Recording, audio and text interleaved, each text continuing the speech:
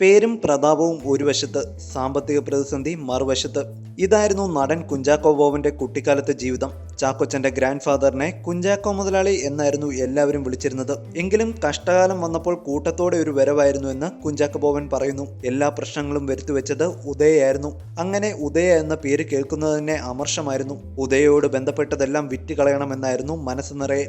എന്തിനാണെല്ലാം കെട്ടിപ്പിടിച്ചുകൊണ്ടിരിക്കുന്നത്, വിറ്റ് കളഞ്ഞുകൂടെ എന്ന് വീട്ടിൽ ചോദിച്ചിട്ടുമുണ്ട്. പിന്നെ ഓരോന്നായി വിറ്റ് തുടങ്ങി. ആദ്യം സ്റ്റുഡിബക്കർ കാർ, പിന്നെ കെട്ടിടം, സ്ഥലം, ഭൂഗോളവും കോഴിയും ചേർന്ന ലോഗോ. അന്ന് സങ്കടമല്ല തോന്നിയത്, സന്തോഷമായിരുന്നു. പ്രേം നസീറും ജയഭാരതിയും ഷീലയും രാഗിണിയും ഒക്കെ മിക്ക ഷൂട്ടുകൾക്ക് വേണ്ടിയും അന്ന് ഉദയയിൽ വരുമായിരുന്നു.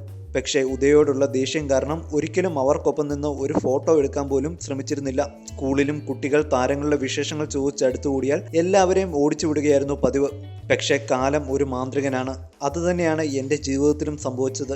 സിനിമയെ അത്രമേൽ അകറ്റി നിർത്തിയിരുന്ന ഞാൻ സിനിമയിലെത്തി. ഉദയയുടെ ഓരോ കാര്യങ്ങളായി തിരിച്ചു പിടിച്ചു. 30 വർഷങ്ങൾക്ക് ശേഷം ഉദയ ബാനറിൽ ഒരു സിനിമയും നിർമ്മിച്ചു. കുഞ്ചാക്കോ ബോബൻ പറഞ്ഞു.